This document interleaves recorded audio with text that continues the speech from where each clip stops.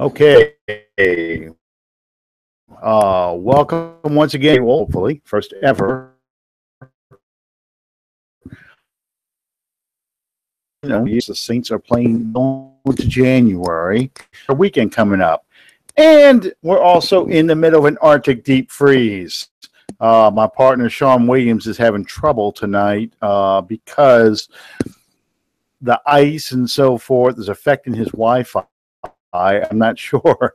But here than it is in Anchorage, Alaska, we got a problem, and that's the kind of night we've had. I don't think it got out of freezing until around 3 o'clock today in New Orleans. In Michigan, if you live in Wisconsin or Maine or someplace like that, you're probably laughing, saying, "Oh, look, they just got." Well, here in New Orleans, it's just not normal. In Louisiana, it's not normal for it to be this cold. So, I weather for the brief time that we have it because it's summer 9 months. And we got a good show for you lined up. We're going to talk a bit about ups. We're going to talk a little bit about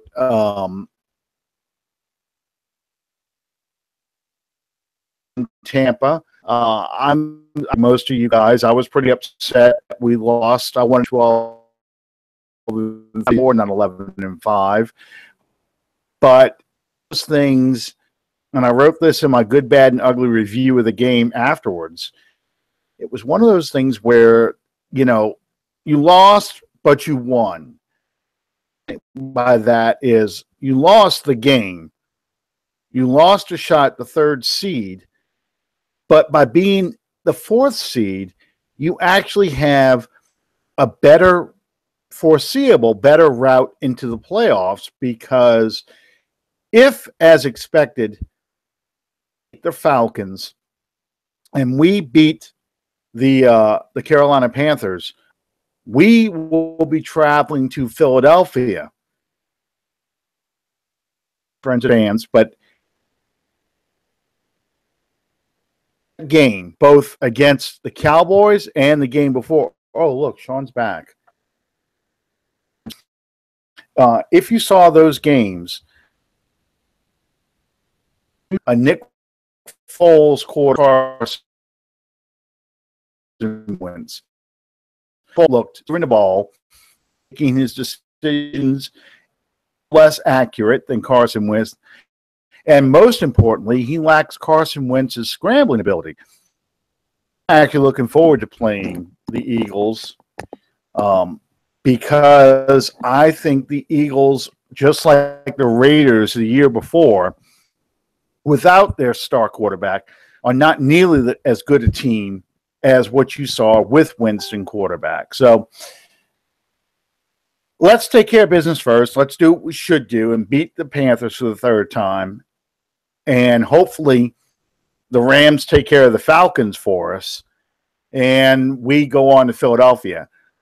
I don't want to play Minnesota yet for the single reason that Minnesota, at least their fan base, is still angry over the fact that they lost in the playoffs to us back in 2009. They felt their Super Bowl journey was stolen from them, and they bring up Bountygate, and they bring up all that other excuses they could. Never mind the fact that the Vikings fumbled the ball 8 times. Never mind the fact that both Adrian Peterson and Bernard Berrien fumbled the ball in scoring position. Never mind the fact that Brett Favre threw an interception to Tracy Porter when all they needed was a field goal to win the game. All that gets kind of pushed aside because they claim the Saints were headhunting. And if you read Sean Payton's book, you know that Payton said in the book and the game plan, he compared Brett Favre to an old man. And like old men who, when the weather gets, it's going to rain, when it's going to snow, when it's going to sleet, then you feel young and invincible. you're going to go out there anyway, and you're going to deal with that. You're going to just, I can beat that. That's just weather. But if you are an older person, as quick as you were when you were in your 20s, you're going to hesitate more. You're going to question more. You knew that if you hit Brett Favre, and there were hits, they were flagged for the ones that were illegal. Legal hits, and you hit a quarterback, he's now looking at the rush, looking at what he should be doing. The receiver's trying to break open, reading coverages, making your second and third read. You're going to make mistakes, and that's exactly what Favre did. Old news and so forth, but ready yet for the Saints to play in Minnesota. I have to deal with Minnesota NFC Championship game. Is on that team in front of their crowd. And the tighter that game gets, the builds, the more likely they're to make mistakes. I don't want to pound and a little more confident. If there's going to be pressure, I want it all game. How are you doing? You catching me? Stalling for a little while, hoping you get. Is this thing gone? Are we good? We got contact? Is this thing on? Bueller? Well, anyone our age is the only ones that get that. I want to thank everyone and welcome you in. I had to make we're doing the first live remote. We're doing the first playoff edition of Under the Dome. All right, man. Let's kill. Burn it to the ground. I want to thank Fan First Productions for sponsoring our show. We want to welcome everyone to Under the Dome. Invite everyone to join us on iTunes, YouTube, and what I forget. Anyway, invite everyone to subscribe to our channel.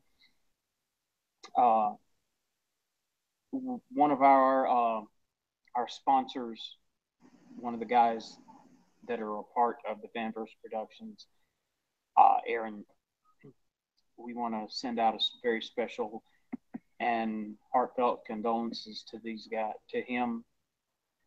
He's lost a very important member of the family, and we want to, like I say, pass along our condolences and well wishes. And our thoughts and prayers are going out to he and his daughters at this point in time. But moving along, how do we go from a point of losing to the worst team in our division to, yay, we are division champions? How does that happen? To me, it happens because you have a team that has nothing to lose, team that has everything at stake, and when you have nothing to lose and you end, you can do that kind of stuff. You can go and play with enough confidence that if you get a couple breaks, you could win. Through the game at the end, scoreboard watching, and saw Atlanta take the lead and pretty much beat. You're going to win the division anyway. You're going to move that third seed. Rams had lost, and it was really, that's not really what you wanted. The only thing it takes, conspiracy theory being true, is the inexplicable, I should say, timeout. Yeah. Near the end of the game, But at the same time, the defense was also winded. I don't know. I just think they didn't have the intensity they had before. And I think that more than anything else cost them the game. The Saints had nothing to gain, and the Buccaneers had nothing to lose. Yeah. I mean, they can throw everything that they've got into the fire, and at the worst, they wind up with one more loss. No big deal. The Saints had everything to lose. Well, I don't really even believe that's true. I think that the Saints really – do I think that Sean Payton threw the game? No. But then again, yeah. You look around in the middle of the fourth quarter, you see that Atlanta is drubbing Carolina, and San Francisco is absolutely skull-dragging the Rams. Sean Payton's a smart coach. Don't ever think that he's not. And that's all I'm going to say on. I'm not going to speculate one way or the other as to whether he strategically lost a game or not. It doesn't really matter in the end. We're still going to have to play whoever lines up in front of us, be that the Rams, the Falcons, the Panthers, the Vikings. We got to beat them all. So bring them all along. Well, like I said, the big thing for me was I felt that I was mad that we lost. I was too. Make no mistake, I was pissed off we lost, and my wife came in and said, "Look, this is you're going to be playing the Panthers now. You're going to this is the side you want to be on because you want to have to if you beat the Panthers, you want to have to play the Eagles." I do expect the Rams to beat the Falcons. I thought Atlanta didn't so much win that game as I thought Carolina lost it because, you got bad Cam. You've got the Cam Newton. And somebody made this point on Twitter, and I think this is important when it comes to talking about playing the Panthers and why I was more excited about playing the Panthers in the playoffs the Falcons. The Panthers are 95% Cam Newton. That's their offense. That's it. Yep. And if Newton in the pocket, you make Cam Newton beat you with his arm as opposed to beating you with his legs, and you get enough of a rush on Cam that he looks at the rush or thinks it's there when it's really not there. Cam gets inaccurate, and his receivers, Greg Olsen, very scary. Now, of course, the Panthers have a good, not a great, but a good defense. They've got good running backs that can do a lot of damage, and we're injured enough in enough places that Greg Olsen and Christian McCaffrey are going to give us some problems. However, if we can make Mike Shula, the Panthers offensive coordinator, if we can make Mike Shula game plan or make calls where he wants Cam to have to try and push that ball downfield, and he makes Cam want to throw the ball all over the field instead of tucking it in and running, that's where I think we can beat these guys. And I still don't think the Panthers have anybody can match up with Alvin Kamara. Well, you look back over this season, and the Carolina Panthers have been solid against the rush, but their two biggest disappointments against a rushing football team have both come at the hands of the New Orleans Saints. Mm-hmm. You face a team twice a season and you sweep them and you come up for number 3 number 3 isn't going to the narrative isn't going to change so much as that, well, the Saints have beat the Panthers twice, so Panthers have got to be favored. It doesn't work that way. There's a reason that the Saints have beat the Carolina Panthers 2 times this season, and I don't think that those reasons or the narrative on that is going to change just because you turn the calendar to a new year. That isn't going to change. That is, you cannot let Cam Newton get confident back there and start feeling comfortable that he can start making plays, both with his arm and his legs, away from them, the down and distance. And you make Carolina press to feel like they've got to get down the field and score every time they get the ball. Then you play to the Saints' strengths, because I think the Saints' strength is still in the pass rush. I think short yardage run defense is still very good. Manti Te'o's been playing like a man with his hair on fire. He is really getting great penetration in the line. He's making impact plays. Cam Jordan, again, playing at all-pro level. Carolina offensive line, especially that tackle, cannot handle Cam. They're going to try and double and triple team him. Handling. I've seen nothing from Carolina to make me think otherwise. It's Luke Kuechly and Thomas Davis you have to worry about. I think the safeties are slow. And I think the corners have a hard time handling Michael Thomas and Ted Ginn Jr. And then if you get that crowd to work Christmas Eve, and I think they will be for a playoff game.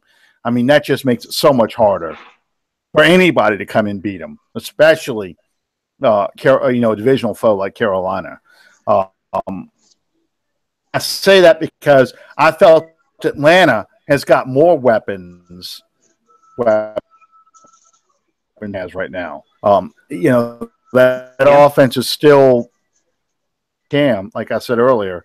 And if you get him affected, you offense, and they don't know how to recover from that. They have to rely on Cam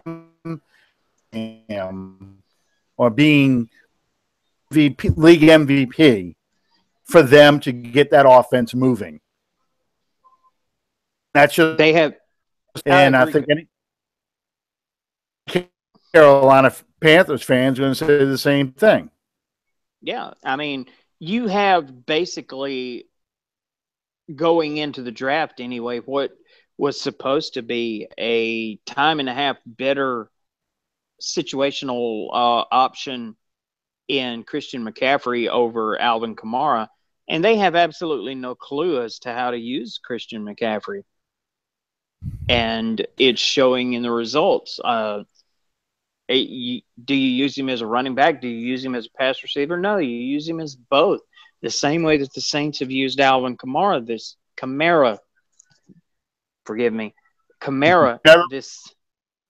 all the announcers say it both ways now too. Yeah. I keep swearing I'm going to get it right, but I tell you what, by the time he hangs his gear up in his locker for the last time before the season's over, I believe that everyone will know how to pronounce his name properly. I really do. Yeah. Okay, back on Tampa and what happened in Tampa, because I mean, that we're going to win this game.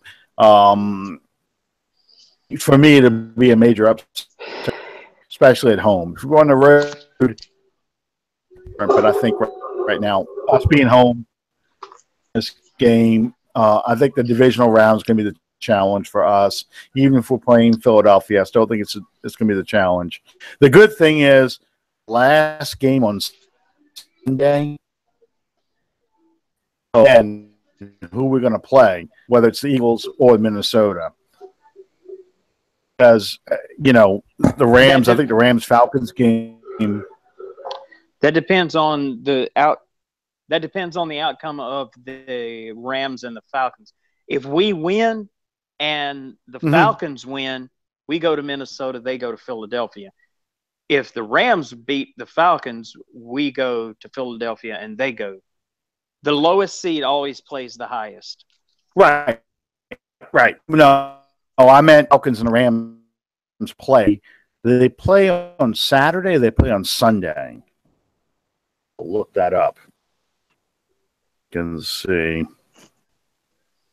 I'm pretty sure they on Sunday. Let me look here.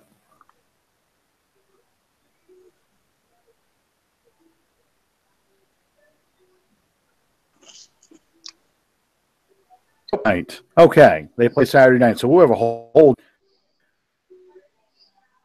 We will go if we win. Winner won't know. That won't know who they play. Okay, so we play on Sunday afternoon. They play Saturday night. Yeah, good Saturday night football there. This is the thing I mentioned on the good, bad, and ugly.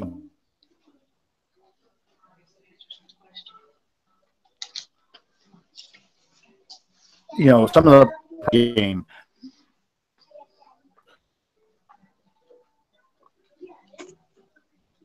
In third quarters, I think Tampa ran 81 total play. Here to do a lot of that come out, got big, or coming back to score the ball right back again. But the other thing was in that second, we had a hard time sustaining drives, third down, especially third and one distance. This has been the theme all season on and two things because insane 13 of 18 on third down. So that meant our defense could not get off the field. Thing happens again. We aren't going to win. On our third down conversions, we have on third downs. They cannot let any team, I should say, convert third downs to something like 13 of 18. That's just ridiculous. And that's why I think if they ran 81 plays, I'm not buying the whole, well, Peyton threw the game, because I think the defense was just gassed, especially when it got to that 4th and 10 play, and they converted that on the heels from that point on. So that's a big thing to watch for against Carolina, and if we win against Carolina, whoever we play in the divisional round. What is our third down conversion like, and is our defense getting off the field on third downs? Yeah, we're still the one consistent. I look back over the course of this season, or at least probably a third of the way forward. I look back at the one constant over week after week after week, that we've had a team on the ropes and we've had the opportunity to put them out several times in the first half. The Redskins, the Detroit Lions, the Carolina Panthers, over and over and over again. We've had the opportunity to put these teams out of their misery in the first half, and Hill fumbles. We muff a punt. We do this. We do that. We have not yet shown an ability to have that killer instinct, and we're going to have that in the postseason, or else it's going to be a short postseason. Absolutely. Do you think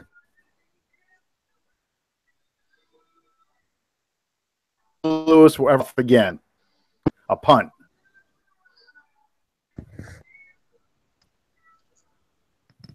Say that again. Did you hear me?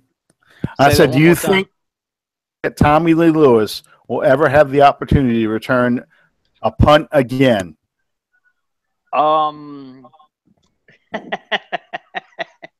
If you were Sean Payton, would you?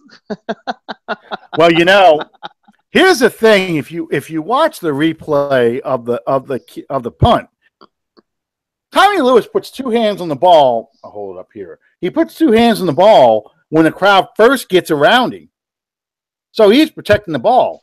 Then, for whatever reason, he puts an arm out, I guess, to try and block somebody, and then he holds it out here, like punches it out from behind. So he kind of did the right thing, but he didn't stick with it.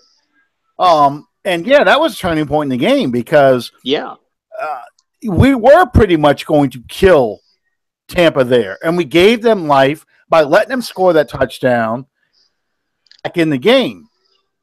And it was like from that point on,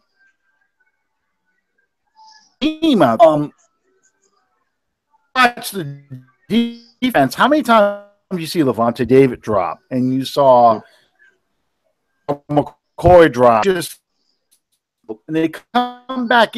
Mike Evans is another one, but they weren't nearly as effective as they were before. And it's like we make the mistakes that allow a team back in the game, and we just cannot overcome that. That fourth and 10 is the other turning point. A lot of people will argue with you that momentum, there's no such thing in the game of football. I have to argue against that. I played for a long, long time, and excuse me, please. That scene out of The Replacements with Keanu Reeves and Gene Hackman, where they're sitting in the team room, and he's talking about quicksand. One thing goes wrong, and then the next thing goes wrong, and before you realize it, you're up to here, and you feel like you can't escape. That's very real.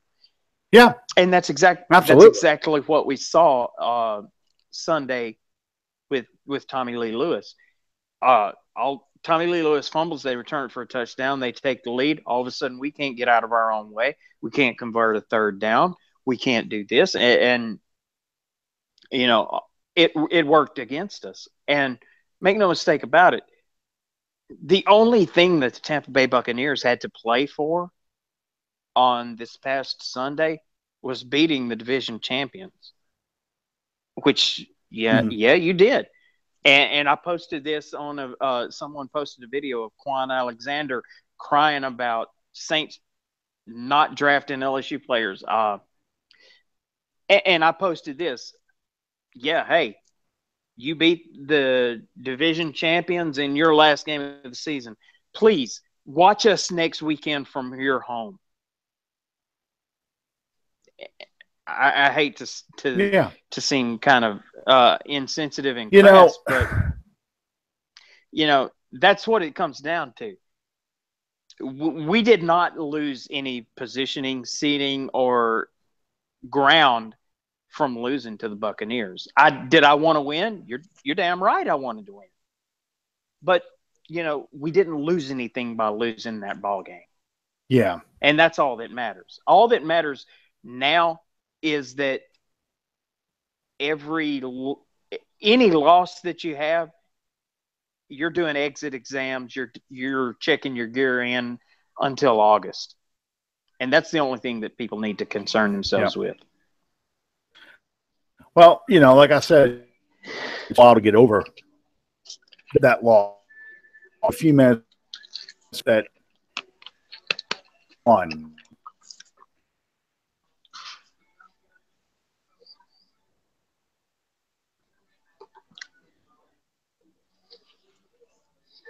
One division, you're still going to be champion. Really won that game. I felt we gave the game away, and we can't afford to play like that. I like to play much better. I don't believe much in the whole, you beat a team and that carries over to the next season. A lot of games at the end of seasons. Came out and finished 7-9, even though we won.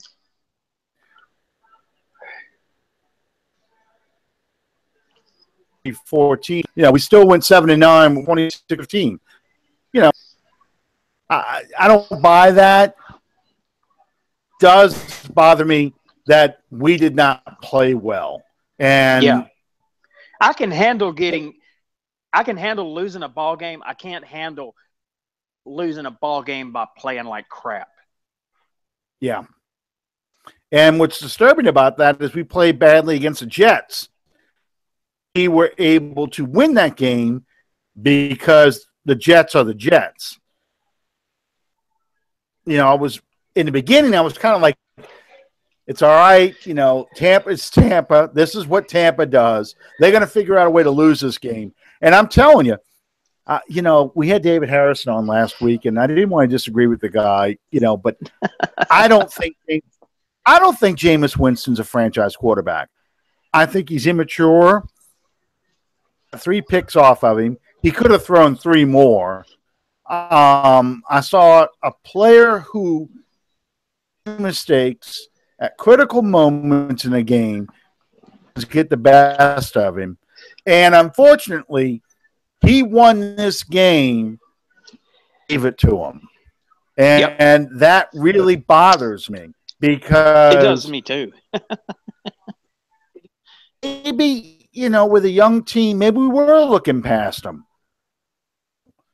Well, I got to feel like it's a combination of, if you want to, for lack of a better metaphor to use, it's a perfect storm of things. You've got the Atlanta game the week prior, and for 2 weeks, there's the emotional buildup towards getting redemption on the Falcons for what took place in Atlanta.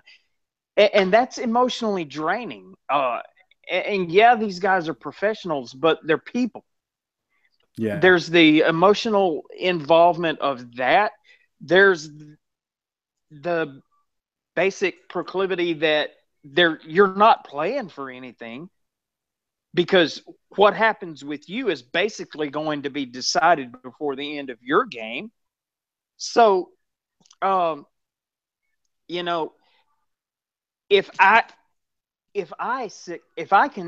a position that I can sit back and I can say, hey, we gain or lose absolutely nothing by winning or losing this game. Nothing really changes one way or the other. These guys are paid to do this for a living. They know what the score is. They know, sitting there looking up at the top of that stadium at the ball that had, they know what the score is. Yeah. You're right. So like I said, I wanted to finish the season playing some of our best football, and I thought by kicking the crap out of the Tampa Bay Buccaneers. Okay, the Saints are a dangerous team in the playoffs. Nobody wants to play the Saints, and they're a favorite to make it all the way. They were still trying to say it, but when the Saints very well, it's harder to say that. So, well, let me transition into our next subject this way. Okay. Do you subscribe to the theory that most of seems to believe that Alvin Kamara and Marshawn Lattimore are very deserving of offensive and defensive, respectively, rookies of the year, or are they deserving of a higher status?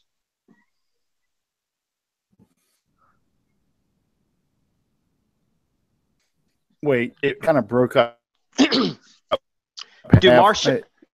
Marshawn Lattimore and Alvin Kamara just the offensive rookie of the year and defensive rookie of the year, respectively, or are they more deserving of an even higher honor? Well, I know pushing for Mara to be the flat out strong candidates.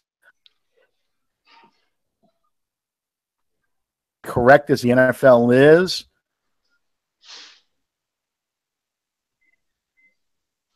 see them giving him all pro, but see the NFL doing that deserve being offensive and defensive rookies of the year. We're going to find out, but that's my vote. Be surprised to see a defensive player.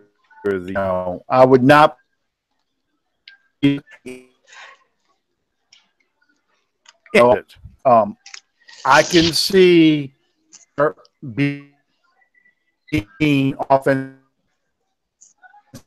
player of the year. When Brady, your favorite quarterback, the MVP, is out. I know. Sorry. That pass rusher for the Dallas Cowboys winning Defensive Player of the Year, Lawrence. Yeah. But because Deshaun Watson's out with an injury, Carson Wentz is out with an injury, Aaron Rodgers is out. You have all these players that are out. That's why I don't see those guys getting it. I don't see them giving it to, although Goff, you could make an argument, back player of the year. Yeah. I think McVay wins coach of the year. Has done back and a backup running back. I think because the Rams relevant again, the NFL, I think that's why McVay will win. That's just how I see these awards playing out. I feel like if you're going to give an MVP award, Gurley is deserving. But being realistic, I really hope I don't lose my cookies when I say this, but I feel reasonably sure that Brady will get it, deserving or not. And I'm not going to get off on that because, I'm just not. I believe Gurley deserves it. And if not Gurley, then absolutely Wentz. Regardless of the injury, he's still got 3 or 4 more touchdown passes than Brady does while playing 3 less games. But I digress. Defensive Player of the Year, honestly, my vote goes to Lattimore. Strictly for how the structure of the team that he played on changed due to his play. There's a strong consideration to be made for TJ Watt.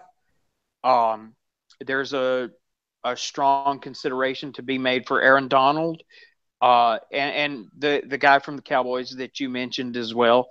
But I don't think that any defensive player changed the impact of their unit the way that Marshawn Lattimore changed the impact of the Saints defense single-handedly. Offensive Player of the Year, hands down. No, not even a close comparison. It's got to be Kamara. The impact that this kid had on the New Orleans Saints offense this year was absolutely incredible. And I've run out of adjectives to use to describe this kid's season and the way that it's impacted the results for this team. I'm not speaking just of individual statistics, but the results that his statistics had on win or lose for his team. I think that's something for both Lattimore and Kamara that are way, way overlooked. How those two rookies kind of sort of went a long way towards changing the narrative of their team. And okay. there was a discussion. Excuse me. And I'd love to have a discussion, once we get to the off season, hopefully in February. But when we get to the off season, draft classes, the Saints draft classes, where does this one stack up? Time great ones. And what I mean by that, the all-time great ones, it's really 4 to 5 years. Let's say it's the 81 class, 1,000 class, 6 class, and you can kind of make an argument for 2016. You're going to end up kind of lumping 2016 and 2017 together. They were the first 2 back-to-back classes that are really strong. Compared to 81, which had a Hall of Famer in that class. In 86, you had defensive players. And of course, there are other players in there we could talk about. But I mean, talking about the because 86 also gave us Dalton Hilliard, Barry Ward, and Gerald Finnerty. And we'll talk Barry Ward and Reggie Sutton out of that class. In the 81 class, you had who was the centerpiece of the Dome Patrol defensive line, John in there. You had Hobie Brenner in there, as well as George Rogers.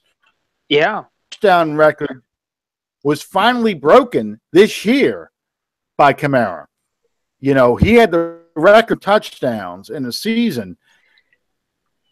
He broke that. So it's been, you're talking 36 years.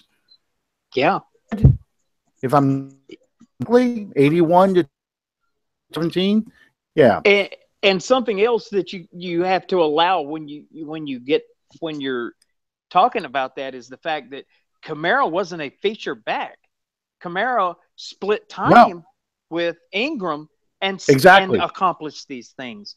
And it was in the middle of this season that I heard that, and I don't think that his average has dropped that far since, but a few weeks ago, I read somewhere that the last time that a running back was this deep into the season and averaging that many yards per carry was in 1939.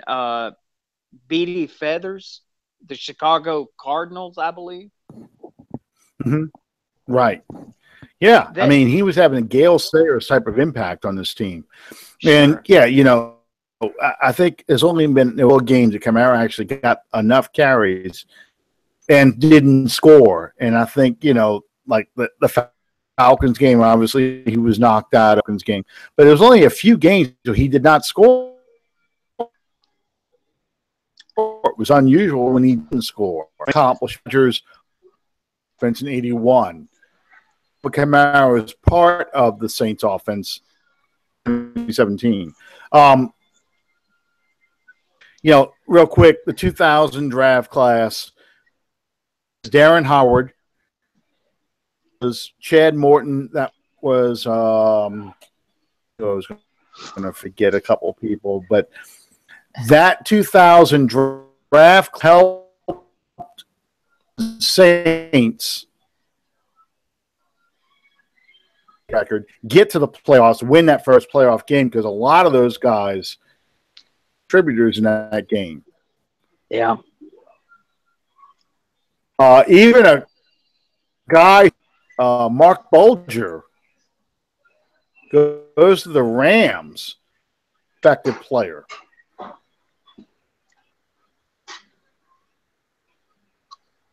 Between the Kurt Warner Green era, still had a pretty good offense, not quite great show, good powerful offensive Bulger. After when Bulger left, that's when the Rams kind of became the Lambs. Bulger gave you just enough that you pushed Kurt Warner out the door. But draft Darren Howard, I'm sorry, we got this delay thing happening. Bulger gave you just enough that you pushed Kurt Warner out the door, and then boom, it just kind of blows up in your face. I mean, you got some good play out of for a while, but Bulger was kind of injury prone when he was with the Saints, the team. But anyway, I was going to go back to that draft class. In the draft class, you had, Darren Howard, Terrell Smith, the fullback, Austin Wheatley, who was a tight end. I mean, he was now, kind of forgotten now, but he was a pretty good tight end for the Saints, who was a good kick returner. Hauser, the long snapper, he had been our permanent long snapper if he didn't go try and sucker guys into deals. Credits. Over Archie Manning with that. So, let me ask you real quick. The handshake heard around the world. Was it a love tap and a congratulatory chest bump, or was Sean Payton trying to instigate a riot?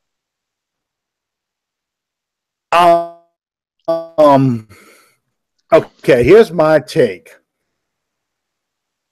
Payton was still pissed off about some of the things that happened between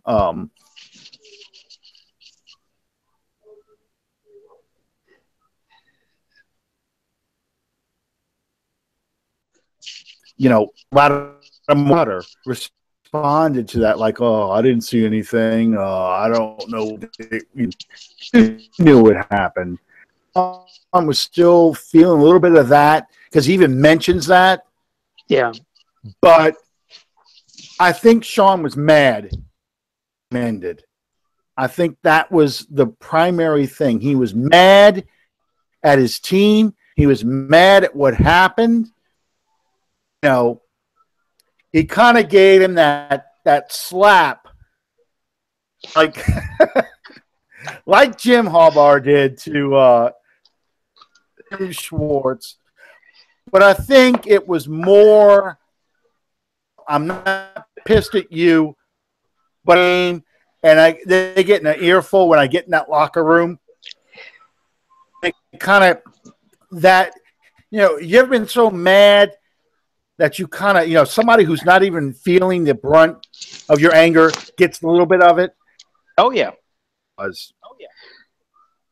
Someone asked me today, what was the deal? And I said, look, long story short, they didn't shake hands after the meeting in New Orleans.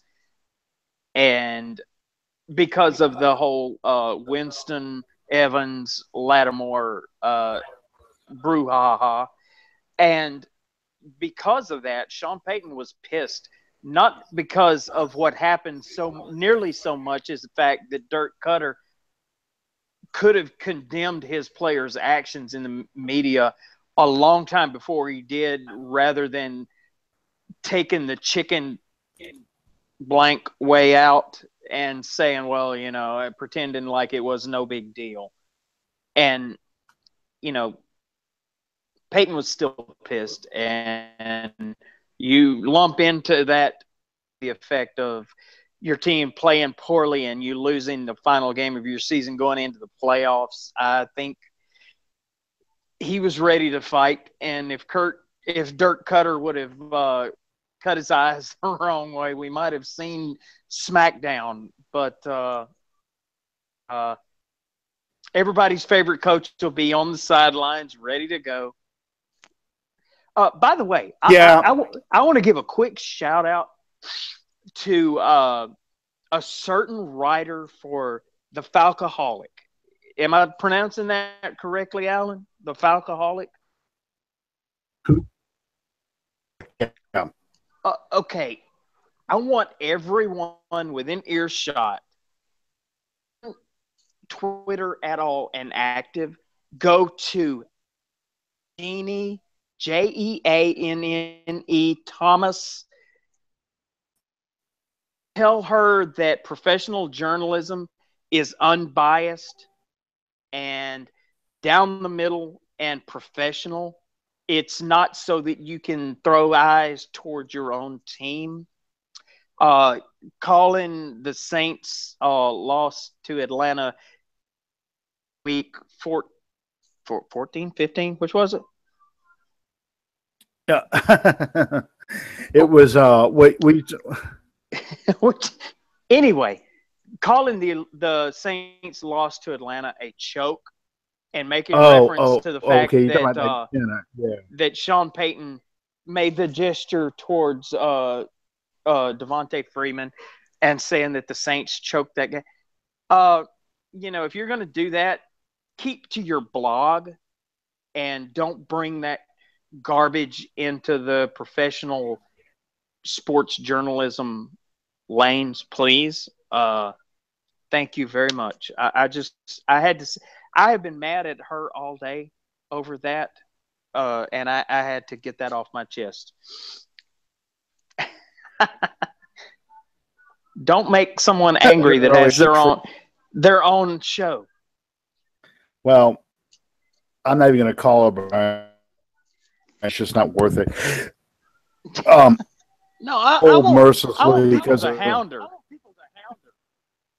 She will. She got hounded. I mean, here's the thing. She's got a team that quit on them in mid-season. Have the guts to go and meet with his team before he Arkansas. Okay? Petrino. Over Bobby Petrino. How many bad coaches the Saints and the Falcons have had? Repeat, no one has had a coach take off in mid-season when your season is falling apart, quarterback, like dog fighting football, and didn't realize that, some people might not like that. Well, may think that should be illegal. When the commissioner asks you, are you really dog fighting and gambling? You say no. Up there saying, oh, really? And you, how would you, commissioner? That's going to get you. Going to make the franchise any jokes, okay? How would you like to have been a part of that investigation? Oh, Michael Vick, were you involved in dogfighting? No, man, no. Huh? Well, we've got that's not me. That's my cousin. Video surveillance of you showing you involved. Really? Well, yeah, that was me. I mean, but rolled a while back for posting something, tweeting something, and then forgetting to delete her tweet when it was obviously proven wrong, and people dug that thing up with it. She's a Falcons fan, so the elevator doesn't make it to the top floor. I mean, she's got the 6-pack of beer, but she's missing the little plastic stuff around and holds it all together. That's just the nature of the beast. You all right? I've never heard that one before. There's a film. We want to thank everyone for joining us tonight. We were kind of loosely run today, but hey, all roads lead to Minneapolis, and not necessarily the Vikings. The team that I want to play in Minneapolis is the New England Patriots.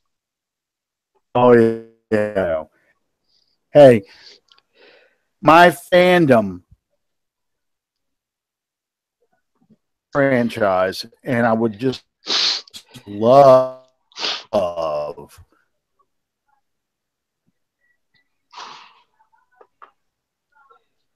how think that'll happen because I don't think the Chiefs players.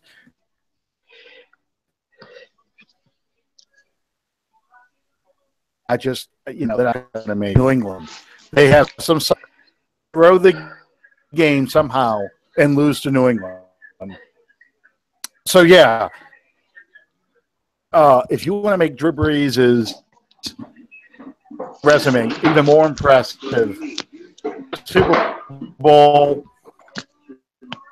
New England, that way, in the two biggest games of Drew Brees' career, are you like in the kitchen? I mean, I'm hearing like on over there. What is that? Oh, we have some activity. I see that. Okay. Yeah, if the two biggest games of Drew Brees' career are playing Colts and playing Tom Brady and the Patriots, and he beats both of them, it's all his statistics. It elevates all his accomplishments. Absolutely. You not only did you play the best, and I feel like I just quoted Ric Flair with that one. If you want to be the best, you got to beat the best. Yeah. I'm proud of you, brother. I'm proud of you. We want to thank everybody for joining us tonight. And on the WWE note, we're gonna close things out tonight. Thank everyone for joining us. We'll be back here the same bat time, same bat channel a week from tonight. Hopefully talking about a trip to Philadelphia and Philadelphia freedom, brother. It's all about the black and gold. That's it. I weekend. I dome to bring it this weekend. I want to hear it loud as Christmas Eve. I will this New Year's Eve with all those fireworks going off. I just want it to be deafening. And I mean, that's what we really need to have happen. We want to have that dome field advantage, really loud crowd. An impact. I told somebody a while back. That's when our defense makes a play in that dome on third down, whether over the we'll see them and the gladiators up. That kind of cheer here out there. Absolutely. We got to bring it. We're going to win the game. So we got to bring it. The Who Dat Nation has got to show up in force and make that the most uncomfortable that Cam Newton has ever been in his career. Absolutely. And that's the only way it's going to work. Absolutely. Thank you guys for joining us tonight. Go to our page on Facebook, Under the Dome Podcast. Go follow us on Twitter at Under the Dome PO1. Subscribe to our channel on iTunes and YouTube. Try saying that real fast. And we thank you all for your support. Thanks, guys. We'll see you next Tuesday on Under the Dome when we're talking about going to Philadelphia. Good evening. Stay warm out there. Good night, everyone.